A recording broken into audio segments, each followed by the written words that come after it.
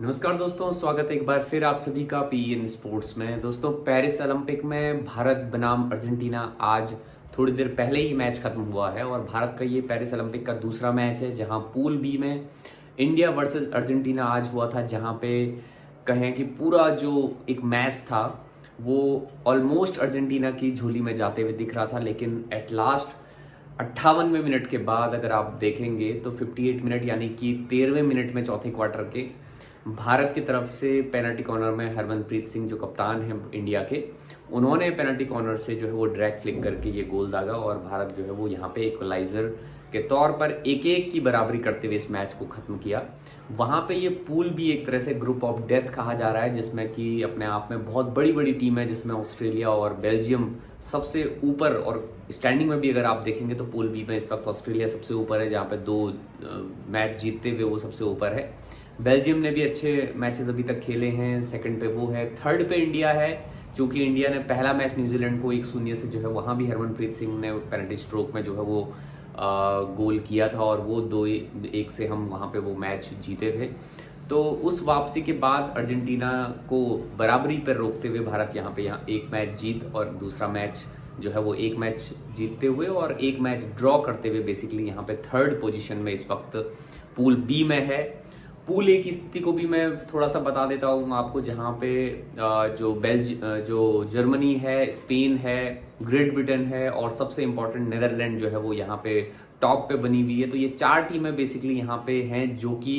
Quarter final में आने के सबसे बड़े दावेदार हैं। हालांकि साउथ अफ्रीका को हम नेगलेक्ट नहीं कर सकते या हम पूल बी में आयरलैंड को जो है वो कम नहीं आंक सकते, और न्यूजीलैंड भी अपने आप में कई बड़े उलटफेर कर चुकी है। तो टीमें 12 की 12 बहुत ज़्यादा जो है वो कह सकते हैं कि बहुत अच्छी हैं।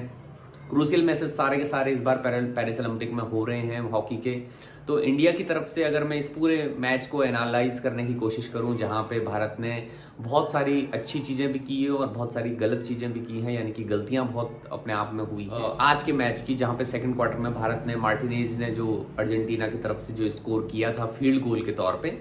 तो पहली जो एक बड़ी कमी भारत की अभी भी नज़र आ रही है कि हम फील्ड गोल जो है वो बिल्कुल भी अभी भी नहीं कर पा रहे हैं। पिछले वर्ल्ड कप मुझे याद आता है जहाँ पे फील्ड गोल की हमें बहुत ज़्यादा कमी होती थी और हम पूरी तरह से पेनल्टी कॉर्नर के ऊपर ही एक तरह से आश्रित रहते थे या उन्हीं पर रिलाई करते थे। लेकिन अल्टीमेटली अगर हम देखें तो पीसीबी कन्वर्जन रेट अगर हम देखें तो बहुत ज़्यादा बेकार, यानी कि वर्स्ट जिसको हम कहते हैं, वो एक तरह से भारत इस समय जूझ रहा है उस चीज़ से भी। पिछले वर्ल्ड कप में हम अगर बात करें तो हरमनप्रीत सिंह एक बड़ा नाम जो है उस वक्त था कि इंडिया में मैचेस हो रहे थे, हरमनप्रीत से अपने आप में बड़ी उम्मीदें थी कि भाई पेनल्टी कॉर्नर में अच्छा करेंगे, और वही उम्मीदें यहाँ पे भी जो पेरिस में भी हरमनप्रीत के साथ हम देखते हैं।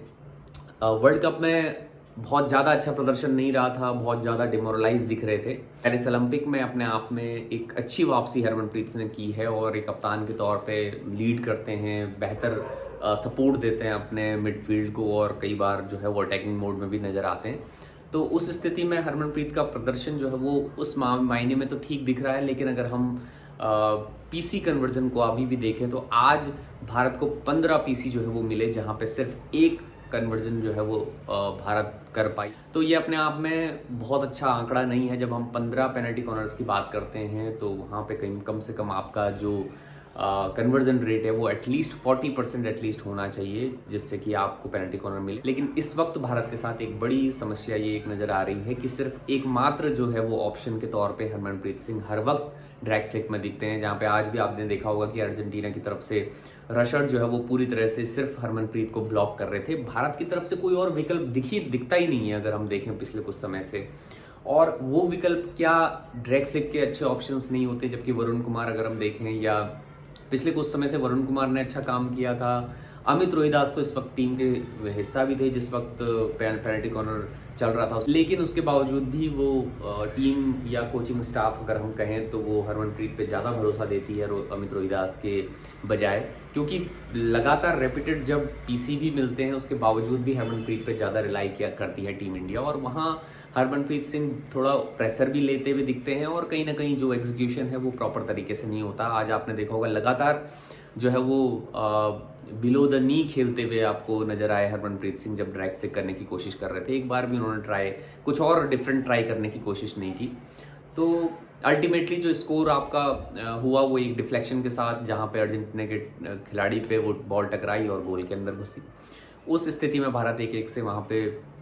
ड्रॉ करने में इस मैच को सफल हुआ। एक अच्छी वापसी हम कह सकते हैं, लेकिन इस जीत के मायने इसलिए भी बड़े हो जाते हैं क्योंकि जब अगर अर्जेंटीना यहाँ से 3 पॉइंट लेके जाता तो कहीं ना कहीं भारत के लिए बहुत वापसी करना इस पूल में बहुत मुश्किल भी हो जाता है। और चूंकि आप चाहते हैं कि कम से कम हम ऊपर लेवल में फिनिश करें, यानी कि अगर 4 टीमों ने क्वार्टर फाइनल में जाना है तो हम 6 में से कम तीसरे दूसरे पे तो आए। और उस स्थिति में अर्जेंटीना आज एक ऐसी टीम थी जहां पे आप इस मैच को जीतना तो चाहते थे लेकिन जीत नहीं पाए। कम से कम आपने ड्रॉ करके एक पॉइंट जो वो सेपरेशन पॉइंट्स का हुआ है, तो उससे भारत को थोड़ा सा राहत तो यहाँ पे मिलेगी, क्योंकि ऑस्ट्रेलिया और बेल्जियम 2 ऐसी टीमें हैं जो कि वर्ल्ड क्लास टीम है और हम कहें कि उनको हराना बहुत ज़्यादा मुश्किल हो जाता है जब हम उस तरह की शैली के खिलाड़ियों के साथ खेलते हैं जहाँ पे उनका मैच टेम्परामेंट, फिटनेस और जो भी टेक्निकल एग्जीक्यूशन होता है वो बहुत डिफरेंट तरीके का और बहुत वेल एग्जीक्यूट वो करते हैं वो सारे प्लान्स को जो भी टीमें प्लान करके आती हैं। वहाँ भारत कहीं ना कहीं थोड़ा सा पीछे नज़र आता है। आज मैं और एक चीज़ देख रहा था जहाँ पे बेसिक स्किल्स में हम कहीं ना कहीं फिर से चूक करते हुए नज़र आ रहे थे। अगर आपने देखा होगा तो हम कई बार जब आखिरी के मौक़ों में जाते हैं या हम लास्ट क्वार्टर जब हम खेलते हैं और हमने गोल कंसीड किया होता है तो नर्व्स हमारी कहीं ना कहीं थोड़ा सा कंफर्टेबल पोजीशन में नहीं होती है, अनकंफर्टेबल हमारे खिलाड़ी नज़र आते हैं। वो नर्व कंट्रोल कैसे होगी। और दूसरा अगर हम देखें तो बेसिक स्किल्स उस वक्त बहुत इंपॉर्टेंट हो जाती है, क्योंकि जब ये क्रूशियल स्टेज होती है वहाँ पे जो नर्व्स का कंट्रोल होना और बेसिक स्किल जो आपकी हैं जैसे रिसीविंग, पासिंग, वही चीज़ें आपको जो है वो कहीं ना कहीं, या इसको गोल के सामने आपके पास एक अच्छा ऑप्शन कई बार मिल रहा था लेकिन उसके बावजूद वहाँ पे बॉल जो है वो गंवा रहे थे खिलाड़ी, तो वो बेसिक स्किल बहुत अच्छी उस वक्त हम एग्जीक्यूट नहीं कर पाते जिस वक्त हमारी टीम पे एक तरह से प्रेशर हुआ रहता है। तो उस प्रेशराइज सिचुएशन में कैसे उभरना है, उस प्रेशराइज सिचुएशन में कैसे काम करना है, ये थोड़ा सा अपनी टीम को देखना होगा। और अगर हम देखें तो आज बहुत सारे ऐसी अंपायरिंग की अगर हम बात करें तो ऑफिशिएटिंग का लेवल काफ़ी अच्छा नज़र आया, जहाँ पे हम देख रहे थे कि लगातार रिव्यूज़ जो है वो भारत को भी मिले या अपनी तरफ से कई बार अंपायर ने रिव्यू किया और अच्छे डिसीजंस वहाँ पे देखने को मिले। सिर्फ एक डिसीजन थोड़ा सा मैं जो समझ रहा था जिसमें मुझे जहाँ तक लग रहा है जर्मनप्रीत को बॉल लग रहा था और वो बॉल बाहर की तरफ जाते हुए नज़र आ रहा था, तो वो पेनल्टी स्ट्रोक, हालांकि श्रीजेश ने फिर से एक बार अपनी जो स्किल्स हैं उनका और जो उनका टेम्परामेंट है उसका जो है वो अच्छा मुजाहरा दिया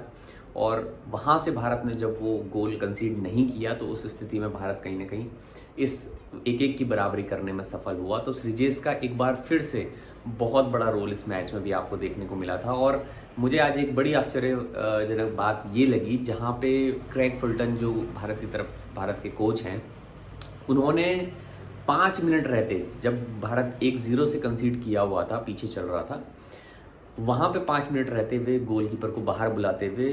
11 खिलाड़ी फील्ड प्लेयर के तौर पे जो है वहाँ पे खेलने लगे थे। और वो एक ऐसी सिचुएशन थी जहाँ पे भारत गोल भी कंसीड कर सकता था और वहाँ अगर गोल कंसीड कर देता तो शायद जीतने की तो बहुत दूर की स्थिति एक तरह से दिखती, लेकिन कहीं ना कहीं ड्रॉ करना भी वहाँ पे मुश्किल हो जाता 2 गोल को। तो वो एक क्रेग फुल्टन का एक अच्छा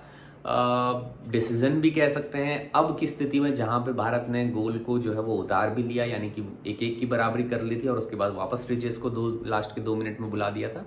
लेकिन अगर गोल वहां कंसीड कर लिया जाता तो यही गेम होता है कि हो सकता है कि वहां पे हम आज क्रेग फुल्टन को या कोचिंग स्टाफ को कहीं ना कहीं क्रिटिसाइज करते हुए नजर आते। तो वो एक बड़ा सरप्राइजिंग कह सकते हैं कि एक जनरली जो हम कहें कि एक ट्रेंड में नहीं दिखाई देता इस तरह की चीज़ की जहाँ पे कोचेस 5 मिनट का जो है वो रिस्क लें, वो भी ओलंपिक जैसे बड़े गेम्स में। तो वो एक रिस्क आज काम आया और भारत ने जो है वो भारत के तरफ से हरमनप्रीत ने वो गोल करके जो है वो उस चीज़ को एक तरह से सही भी ठहराया। तो आगे के लिए देखते हैं कि भारत जो है वो किस तरह से अपनी इन बेसिक स्किल्स और मैच टेम्परामेंट को बेहतर बनाए रखता है। इस बार एक अच्छी चीज़ ये दिखाई दे रही है मुझे, जो डिसिप्लिन का मामला हम बार बार कहते थे, डिसिप्लिन यानी कि कार्ड कंसीड नहीं कर रही है भारतीय टीम, तो ये एक अच्छी चीज़ है। आज भी पूरे मैच को अगर आप देखेंगे तो अच्छा भारत ने डिसिप्लिन तरीके से खेला, प्रॉपर सब्स्टिट्यूशन जो है वो हुए और सब ने अपनी अपनी रिस्पॉन्सिबिलिटीज़ बेहतर तरीके से रही। मिडफील्ड अभी भी थोड़ा सा हमें फंसा फंसा नज़र आ रहा है, अगर राइट और लेफ्ट दोनों फ्लैंक का हम यूज़ करेंगे तो शायद बेहतर काम कर पाएंगे। और एक और चीज़ मैं यहाँ पे जोड़ना चाहूँगा, जहाँ पे हम प्रेस की बात करते हैं, आज भारत ने जो है वो शुरुआत में आपको मैं देख रहा था तो हाफ प्रेस से खेल रही थी, लेकिन धीरे धीरे भारत जब कंसीड किया तो अच्छा अटैकिंग मूव वहाँ पे हमने किया, जो 75% जिसे हम कहते हैं लगभग 23 मीटर तक हमने जो है वो एक तरह से प्रेस करके रखा था। लेकिन उस स्थिति में मैन मार्किंग थोड़ा सा और बेहतर करनी होगी, जिससे कि हमको उस फुल प्रेस का लाभ मिल पाए। तो ये एक कंसर्न भारत के लिए अभी हो सकता है। और आंकड़ों की आज हम पूरा स्टैट्स की अगर हम बात करें तो वहाँ पे 15 पेनल्टी कॉर्नर में भारत ने 1 को भुनाया और 5 अर्जेंटीना को भी मिले थे, लेकिन अच्छा सेव, अच्छी डिफेंडिंग वहाँ पे एक तरह से भारत के खिलाड़ियों के द्वारा हुई थी। उसके अलावा अगर हम देखें तो सर्कल पेनिट्रेशन भी भारत की तरफ से ज़्यादा हुए थे, लेकिन फील्ड गोल के तौर पे हमें वहाँ पे किसी भी तरह की सफलता नहीं मिली। बॉल पोजीशन अगर हम देखें तो भारत का आज 55% बॉल पोजीशन था, लेकिन आप अगर देखें बॉल पोजीशन 55% भारत का होने के बावजूद आपको पूरे 58 मिनट तक अर्जेंटीना की टीम ही ज़्यादातर हावी दिख रही थी। तो ये एक अपने आप में थोड़ा सा अजीब सी चीज़ होती है, जब आप बॉल पजेस करते हो और गवा भी जल्दी रहे हो, और साथ ही साथ जब आप बॉल पजेस कर रहे हो लेकिन आपका गेम उस तरह से रिफ्लेक्ट नहीं हो रहा है या उस तरह से प्रेशराइज नहीं कर पा रहा है अपोनेंट को, तो ये एक थोड़ा सा चिंता का विषय भारत के लिए हो सकता है आने वाले समय में। यानी कि कल भारत का जो है वो शाम को मैच होने वाला है आयरलैंड से, एक बड़ा क्रूशियल मैच है, भारत को ये जीतना ही है। यहाँ भारत अगर जीतेगा तो ही हम अच्छी तरह से टॉप फिनिश कर सकते हैं, बेसिकली टॉप 2 या टॉप 3 में हम फिनिश कर पाएंगे इस पूल से, क्वार्टर फाइनल्स की जो दौड़ है उसमें। और जितना ज़्यादा ऊपर हम फिनिश करेंगे वहाँ हमें दूसरी पूल्स की जो लोअर टीमें हैं वो खेलने को मिलेंगी क्वार्टर फाइनल में या सेमीफाइनल में। तो ये एक अच्छी चीज़ भारत के लिए यहाँ से हो सकती है, जहाँ पे हम ग्रेट ब्रिटेन या स्पेन को एक तरह से एक ऑप्शन के तौर पे हम देख सकते हैं कि हमारा शायद हम प्रेडिक्ट करें कि हम अगर टॉप 2 में फिनिश करें तो वहाँ पे हमें स्पेन या ग्रेट ब्रिटेन के साथ खेलने का मौका मिलेगा। तो ये एक पूरा हम कहें कि पोस्ट मैच एनालिसिस मेरी तरफ से ये आपके लिए था। अगर आपको पसंद आता है तो लाइक ज़रूर करें और इसी तरह से टीम इंडिया को चीयर करते रहें पूरे पेरिस ओलंपिक में। तो फिलहाल इस वीडियो में इतना ही। अगर आपकी कोई राय या आपका कोई एनालिसिस इस मैच को लेके हो तो ज़रूर कमेंट बॉक्स में हमें लिखें। Thank you so much.